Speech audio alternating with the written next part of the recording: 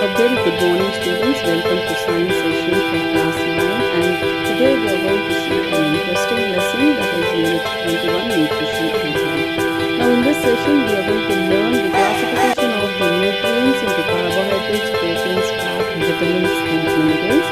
What are the sources and function of these nutrients and the deficiency disorder of the vitamins and the minerals. And we are also going to learn about the A very good morning, students. Welcome to science session for class 9, and today we are going to see an interesting lesson, that is unit 21, nutrition and health. Now in this session we are going to learn the classification of the nutrients into carbohydrates, proteins, fat, vitamins and minerals. What are the sources and function of these nutrients and the deficiency disorder of the vitamins and the minerals. And we are also going to learn about the different methods of food preservation, adulteration in food, and what is the role of different food quality certifying agents in our country. Let's go into the session, children. Now, what is the basic need of life's children? Food, clothing and shelter, isn't it? Now, food is the basic necessity for life.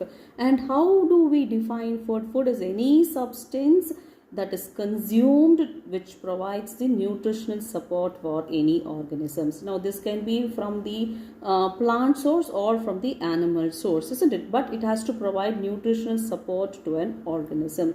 Now it is essential because it provides energy, it is helpful in the normal growth and development, it repairs the worn out tissues, and it also helps in the defense mechanism, that it protects the body from diseases, right? And the food that we eat should be free from the microorganisms, because the presence of the microorganisms will lead to infection or sometimes the poisoning of the food takes place, isn't it? So food safety also plays in major concern these days, isn't it? Now here we are going to see first the classification of the nutrients.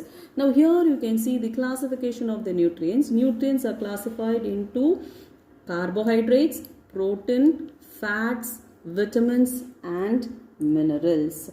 Now first we'll see what is carbohydrates. Now carbohydrates are nothing but the organic compounds, and these are composed of carbon, hydrogen and oxygen. That is, most of the carbohydrates contains carbon, hydrogen and oxygen.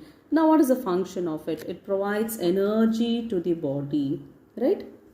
And what are the examples of carbohydrates? Glucose, sucrose, lactose, starch, cellulose. So these are the examples of carbohydrates, right? Now let's see the classification of the carbohydrates. Now carbohydrates are classified based on the presence of the sugar molecules. How many number of sugar molecules are present? Based on that, it is classified into monosaccharides, disaccharides and polysaccharides. Now if you see the monosaccharides, it consists of only one sugar molecule, right? Only one sugar. Mono means one, so it consists of only one sugar molecule.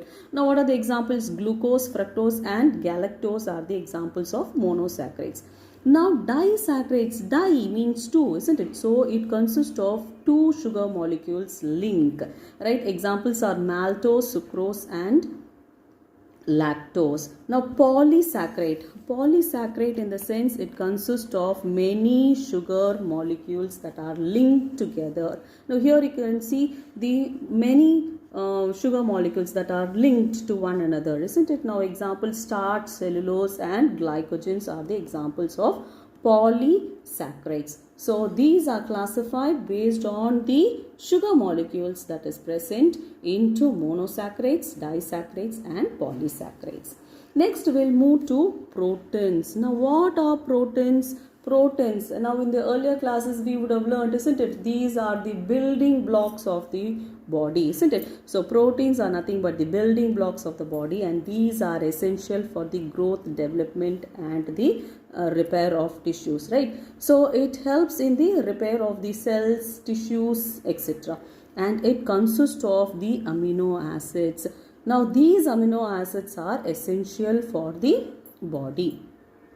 Now, what are the amino acids that is present? There are 9 essential amino acids that is necessary for the body. The first one is phenylalanine. The next one is valine, threonine, tryptophan, methionine, leucine, isoleucine, lysine and histidine. So these are the 9 amino acids that is essential for the body. Now these essential amino acids cannot be synthesized, biosynthesized in the body. So it has to be obtained from the diet. The food that we eat should contain these amino acids, and these are essential for the growth and development and also for the repair of the cells and tissues.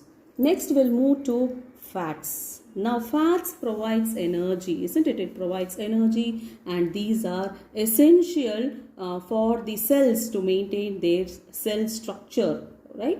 And these are essential fatty acids. Now the essential fatty acids that is needed for the human being is the omega fatty acids. Omega fatty acids is the healthy fatty acids that is essential for the human being. Now these are obtained, and now for example if you see seafood, these omega fatty acid is present in the seafoods. For example, tuna is a kind of a fish, salmon. So these are the types of fish which are rich in omega fatty acids.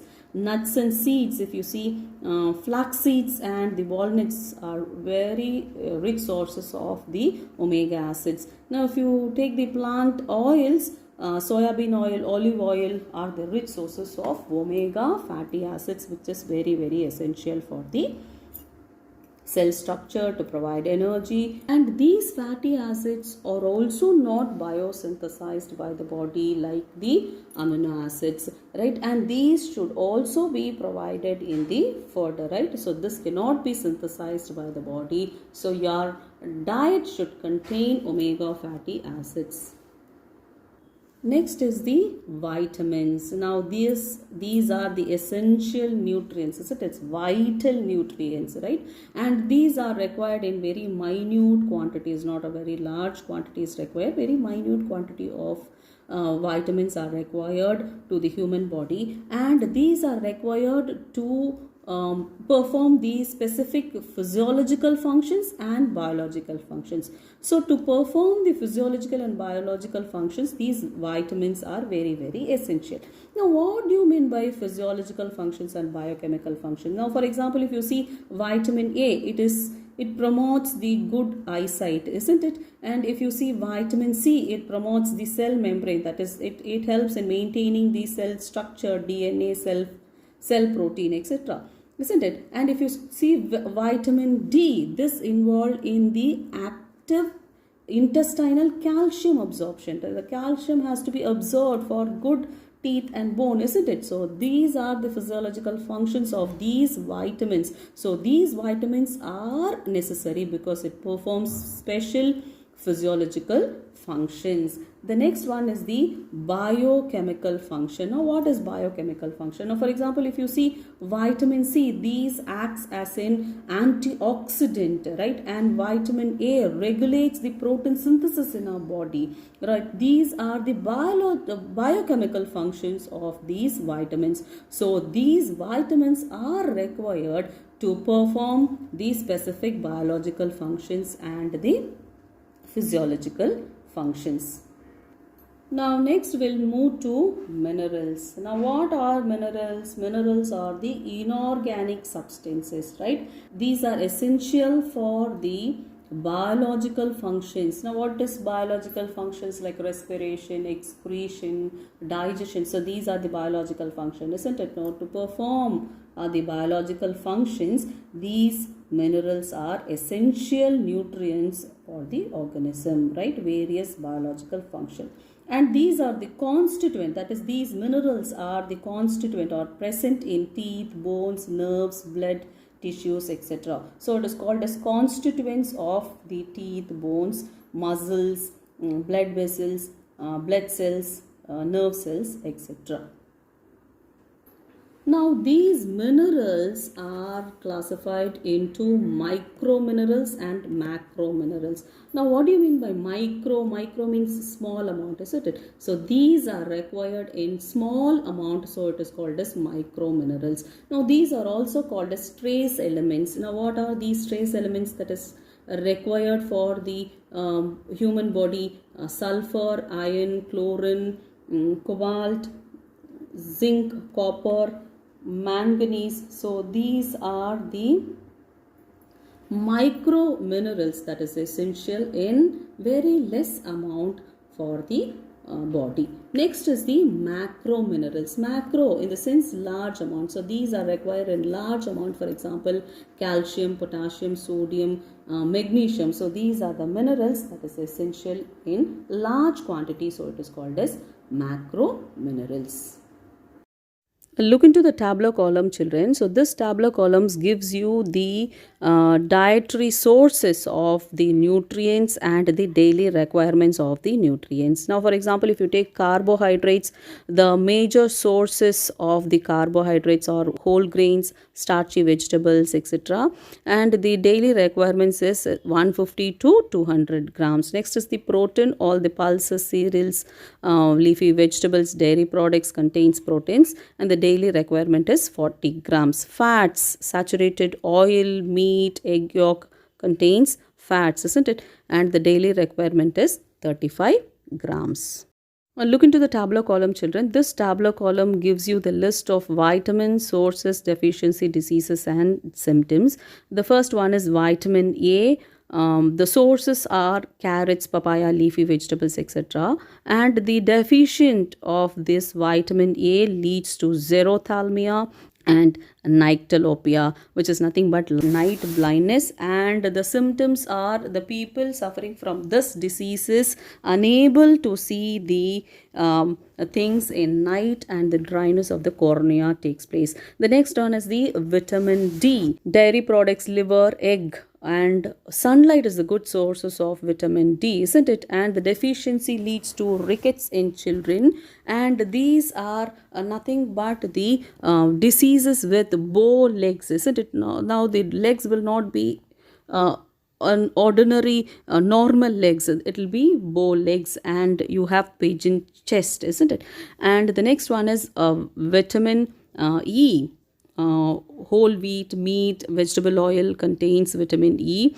The deficiency of this vitamin leads to infertility. You can say sterility is nothing but infertility. The next one is the vitamin K. Leafy vegetables, soya beans, milk are the rich sources of vitamin K, and these are very, very essential for blood clotting. Now, if this vitamin is deficient, then the blood clotting gets prevented and excessive bleeding takes place when there is an injury or the wound. So this is about the fat soluble vitamins. Next is the water soluble vitamins. Now water soluble vitamins, as the name indicates, these are soluble in water. The first one is vitamin B1. Whole grains, yeast, egg are the rich sources of vitamin B1. The deficiency diseases is nothing but a beriberi, that is extreme weakness of the muscles takes place, and sometimes it also leads to paralysis. Then vitamin B2. You can see the sources here, and the deficiency leads to araboflavinosis, and the symptoms are the irritation in the eye, cornea gets affected, inflammation of the lips takes place, right? The next one is the vitamin B3, and the deficiency of this vitamin B3 leads to pellagra, inflammation of the skin, loss of memory, diarrhea or the symptoms. The next one is vitamin B6, and the deficiency of this vitamin leads to dermatitis, nothing but the skin gets affected, scaly skin, nerve disorder are the symptoms. The next one is vitamin B12, and vitamin B12 are very, very essential for the production of the red blood cells, and iron content gets reduced when there is a deficit in the vitamin B12, and the deficiency disease is nothing but the pernicious anemia. Anemia is in the sense a lack of the blood cells, isn't it? The presence of the iron content in the blood is reduced, and a spinal cord disorder also takes place. Next is vitamin C. These are very essential to fight against the common cold, isn't it? And the deficiency diseases is scurvy, swelling and the bleeding of the gums takes place, and delay in healing of the wound, and teeth and bones get affected due to the lack of vitamin C. So this is about the water soluble vitamins. So vitamins are classified into fat soluble vitamins and water soluble vitamins. Now next is the minerals. Now we said that the minerals are classified into macro minerals and micro minerals, isn't it? So first we'll see the macro minerals. The first one is the calcium, and these are very essential for the bones and the teeth, isn't it? The constituent of the bones, enamel of the teeth, clotting of the blood. It also controls the muscle contraction. So these are the functions of calcium, and the deficiency of the calcium leads to osteoporosis, that is the weakness of the bones takes place, isn't it? Deformation of the bones takes place, proper growth of the skeletal system will not be there. The next one is sodium. Common salt is the major sources of sodium, isn't it? And these are very essential for the maintaining fluid balance, that is electrolytes that is necessary for the balance. So balance of the fluid will not take place. The deficiency disease is that it leads to sudden muscle pain, that is nothing but the muscular cramp, and the nerve impulses do not get transmitted because these are very essential for neurotransmission. The next one is potassium. Banana, sweet potatoes, citrus fruits are the main sources of this mineral, and these are very essential for the muscle activity, right? And the deficiency leads to muscle fatigue in the sense tiredness, and even these are necessary for neurotransmission. The next one is the micronutrients or the micro mineral.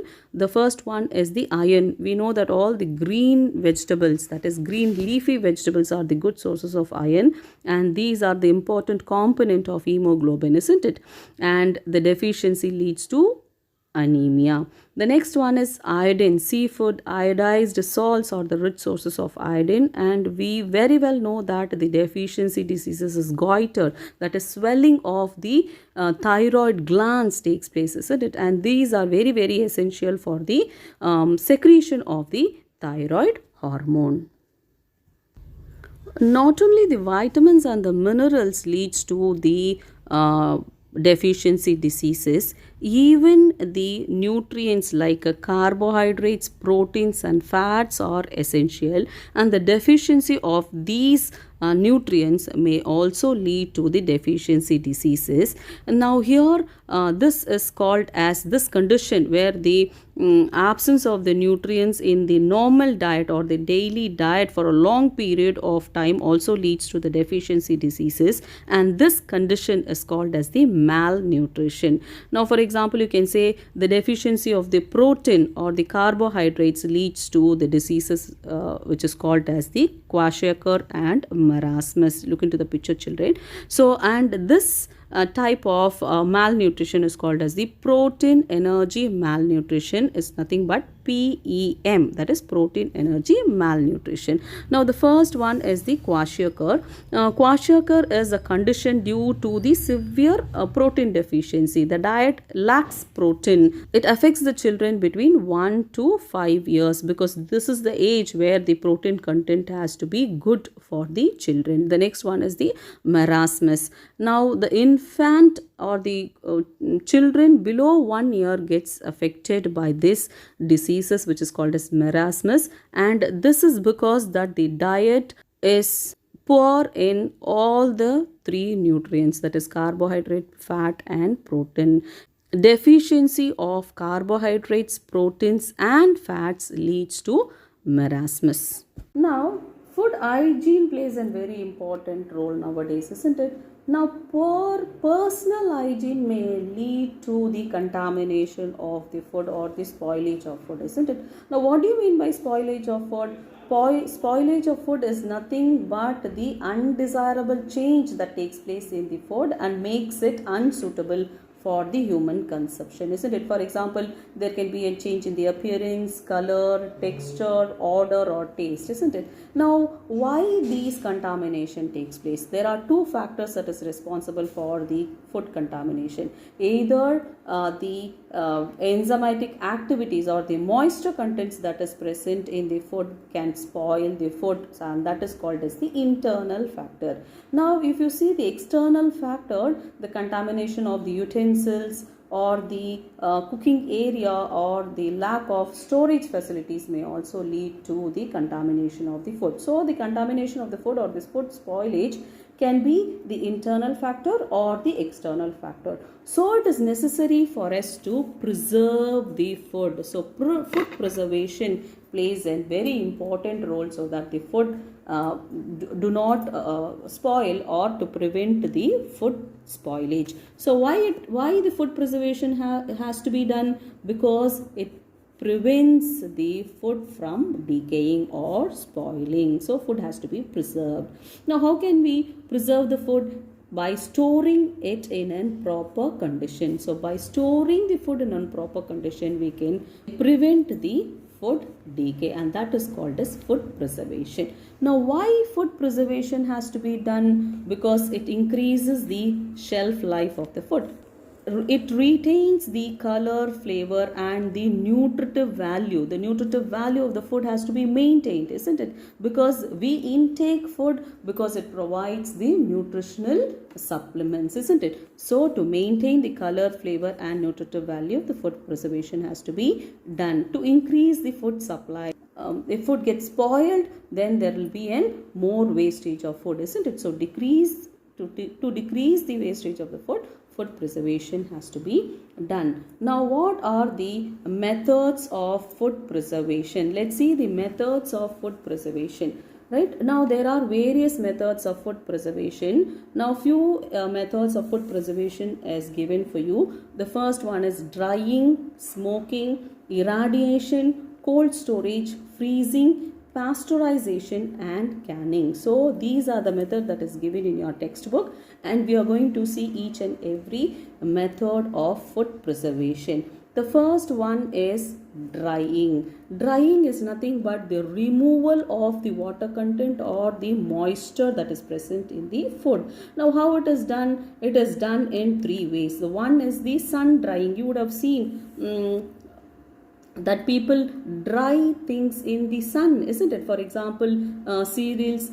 fishes, pulses are dried in the sun. It is done to remove the water content or the moisture content that is present in the food, and this prevents the growth of the microorganisms, and this can be useful in preservation of the food. The next one is vacuum drying. Here the vacuum is created, that is for example, if you see milk powder and the cheese powder, vacuum drying is done so that the moisture is absorbed from the food. And now the next one is the hot hair drying. Hot hair drying is that hot hair is passed into the food products and it helps in drying of the food. For example, dry fruits if you see, and dry grapes that is available. So these are the drying process in which the hot air is passed into it so that the food gets dried up. Now, all these processes are done because it inhibits the microbial growth, that is, it prevents the microorganism growth in the food products. Now, you know what is the microorganism, isn't it? It prevents the bacteria, yeast or the molds growth in the food items. So this is about drying. And next is the smoking process. Now, smoking process is that the food products are exposed to smoke. For example, you would have seen meat and fish that is exposed to smoke and make it dry, isn't it? So that it is preserved, right? That is, it tend to preserves the food. The action of the smoke tend to preserve the food. The next one is the irradiation. Now, irradiation is nothing but expose of the food products to radiations like X-rays, gamma rays and UV rays. The food products or the food is exposed to these radiations so that it is preserved, right? Now, it also kills the harmful microorganisms that is present in the food, and it preserves its freshness. The veggies, especially the veggies and the fruits, are irradiated or it is exposed to the radiations so that it maintains the freshness, right? The next one is the cold storage. Now this process is very familiar for us, isn't it? Now we use the refrigerator at home. We store vegetables, fruits, milk and milk products, isn't it? Now these are kept at low temperature. That is, the foods are kept at low temperature because it slows down the biological and chemical reactions and thus prevents the spoilage. The next one is the freezing process. Now freezing and cold storage is more or less the same, but here the foods are stored below 0 degrees C, isn't it? Even more at very low temperature, below 0 degrees C, at minus, right, minus degree Celsius, the foods are stored. Now why it is done? To prevent the microorganism growth, because microorganisms do not grow at very low temperature, that is below 0 degrees C, and it also delays the chemical and the metabolic reactions that takes place in the food. So it prevents the food spoilage and preserve the food. The next one is the pasteurization, right? Now pasteurization is nothing but the heat treatment that is given to the food. Now we would have heard about the milk pasteurization, isn't it? Now what is done in milk pasteurization? Now the milk is boiled to 63 degrees C for about 30 minutes. Now after boiling, what happens? It is suddenly cooled so that the microorganisms gets killed, right? To kill the microorganisms, to get rid of the microorganisms, it is heated to 63 degrees C for about 30 minutes so that the microorganisms gets killed and the milk is preserved for a longer time. The next one is the canning process. Now you know about the canned food, isn't it? The ready to eat food items are stored in the can, isn't it? Now the can is cleaned, steamed and airtight containers are taken. And now for example, fruits, juice, meat, fish, milk products, ready to eat foods are kept in these cans and it is maintained under pressure. That is, these are kept under pressure and it is sealed. Now after sealing, it is subjected to very high temperature and suddenly cooled so that the microorganisms, if any present, gets destroyed. So to destroy the microorganisms, these are subjected to very high temperature and suddenly cooled. So this is about canning. Next is the addition of preservatives, right? Food can be preserved either by adding natural preservatives or synthetic preservatives. Now first we'll talk about the natural preservatives.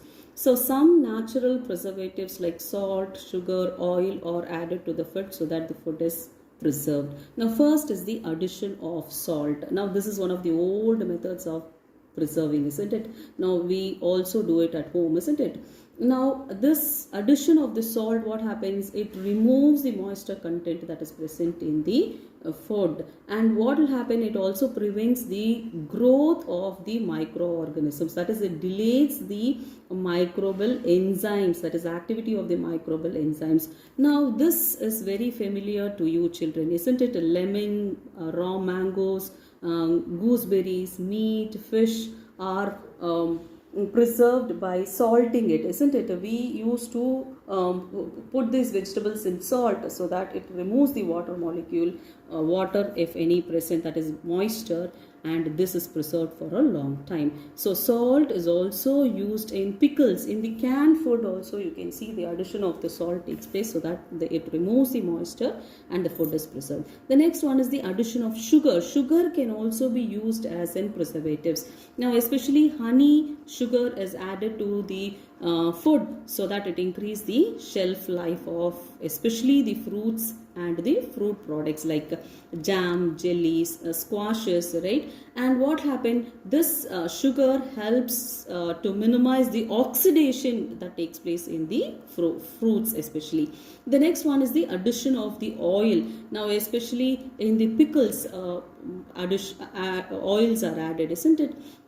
Now this prevents the contact of the air with the food, and it also prevents the microorganism growth and also the spoilage of the food. The next one is the synthetic preservatives. Now these synthetic preservatives are added to delay the microbial growth or to keep the food safe for a longer time. Now, these are the chemicals that are added, synthetic substances that are added. For example, citric acid, vinegar, sodium benzoate. So these are added in jams, sauces, and mostly the packed food or the canned food you can see. So these are the synthetic preservatives that is added, which keeps the food safe for a longer period.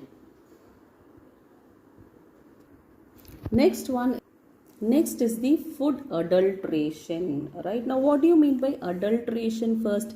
Adulteration is nothing but the addition and subtraction of any substances in the food, and what happens? It affects the quality of the food, right? Because of these substances, the quality of the food gets affected, and it is called as adulteration. So what is adulterant? The substance that is added and it affects the quality of the food, isn't it? For the purpose of adulteration. So that substance, that material is called as the adulterant. Now for example, you would have seen the chili powder and the turmeric powder, isn't it? The coloring agent is added to it, especially in these powders to give bright colors, isn't it, to these powders.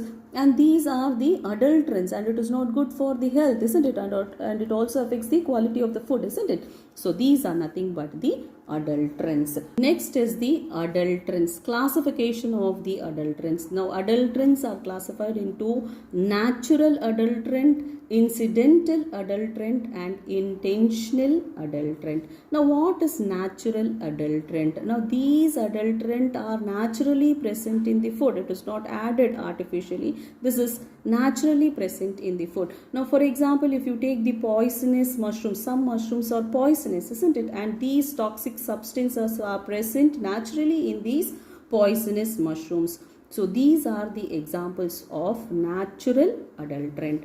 The next is the incidental adulterant. Now these are mainly because of the carelessness and the ignorance while packing or cooking, right? And example is the presence of the insect and their larva in the packaged food or the canned food, you can say. So this is incidental, right? Incidentally it occurs. The next one is the intentional adulterant. Now this is done to gain the profit, for only for the financial gain. Intentionally it is added to the food products. Now for example, you can say vinegar, citric acid, baking soda, or hydrogen peroxide that is added to the milk to prolong the spoilage, or you can say to give the bright white color for the milk, and the artificial sweeteners that is added to jam, sauce,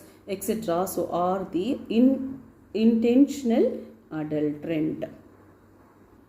Now the next example of intentional adulterant is the addition of the calcium carbide, isn't it? It is added to bananas and the mangoes to quicken the ripening, isn't it? So this is also intentionally added so that these fruits ripen faster and to gain the profit. This is done. The next one is the food color that is added to give bright colors to the vegetables, especially in the green peas. You can see if you put it in water, the color of the water becomes green, isn't it? Bitter gourd, to give bright green color, the coloring is done, coloring agent is added. Now especially the metallic lead is used so that it gives bright colors to green peas, bitter gourd, leafy vegetables. So this is also intentionally added for the profit. Next is the waxy coating. Now, waxy coating gives a shiny appearance, isn't it? Especially this is done on fruits, isn't it? Apple and pear. And this is also intentionally added and it is also harmful. It brings about the harmful effect, right? It have serious impact on the health of the consumer, isn't it? Now, what is the effect of adulteration? It gives serious health problems, isn't it? It leads to serious health problems like diarrhea, asthma, allergy due to these chemicals that is present. It leads to allergy, liver and kidney failure can also take place. Cancer is one of the major serious health problems due to these adulterants, and it also may lead to neurological disorder. So these are the effects of adulteration. Now we have learnt about the food adulterant just now, isn't it, children? So the consumption of the adulterated food may lead into serious health problems like depression, kidney failure, liver failure, skin allergy, asthma, isn't it?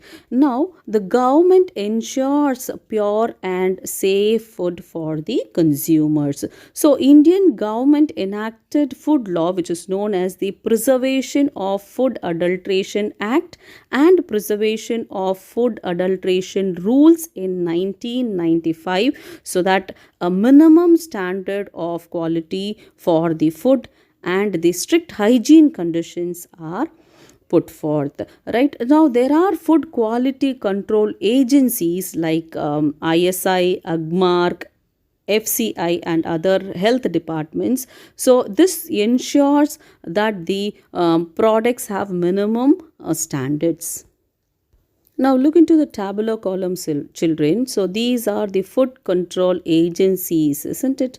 And you have their standardized mark, isn't it? And their role in the food safety. The first one is ISI, that is nothing but the Indian Standard Institution, right? And it is also called as Bureau of Indian Standards, BIS. Now what it does, it certifies only the industrial products, especially the switchers, water heaters, geysers, electric motors, kitchen appliances like mixie, grinder, etc. So this ensures the safety for the or the minimum standards for the consumer products. The next one is the AGMARK, which is nothing but the agricultural marketing, and this certifies the agricultural products or the livestock products. For example, cereals, pulses, oils, honey, butter, all the agricultural products. The next one is the FPO, that is Fruit Process Order.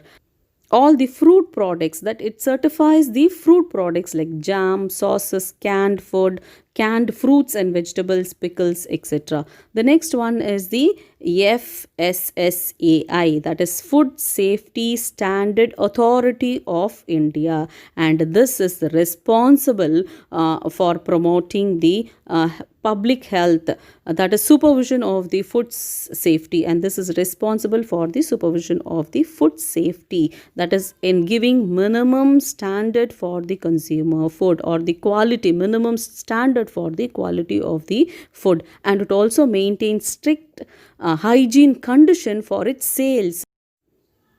Now, if you see the objectives of the food quality control agencies, it gives effective price support to the farmers, and it also involves in distributing food grains throughout the country, in maintaining the satisfactory level of operation and buffer stocks for the food grains in order to ensure the national securities, that is stock, the food grains are stocked, that is called as the buffer stock, and it also maintains the satisfactory level of operation so that the food grains or the food is available throughout the country, and it also regulates the market price, isn't it?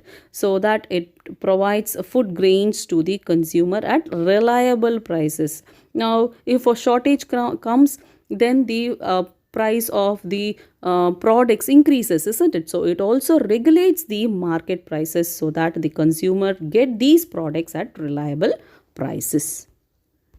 So all the products like industrial products, agricultural products, food products, so these are to be certified by the food control agencies. So this is about the food controlling agencies. So in this lesson we have learned about the classification of the nutrients, what are the deficiency diseases due to the vitamins and the nutrients, isn't it? And also about the preservation of food, methods of preservation of food, and also about the food adulteration and the food quality control, the agencies that is involved in the food quality control. Now the homework for today is that you have to be thorough with the tabular column, isn't it? You can see in page number 249, isn't it? You have the tabular column which consists of the water soluble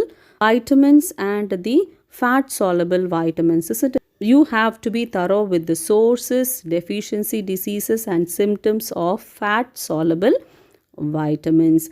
And you also have to be thorough with the role of food control agencies in India. So you can see the tabular column, isn't it? So this tabular column is the answer for the second detail, that is explain the role of food control agencies in India. So these two questions are very, very important. See to that you learn these questions and try to write this question in your classwork and submit your classwork in the school office. And see you in the next session, children. Thank you.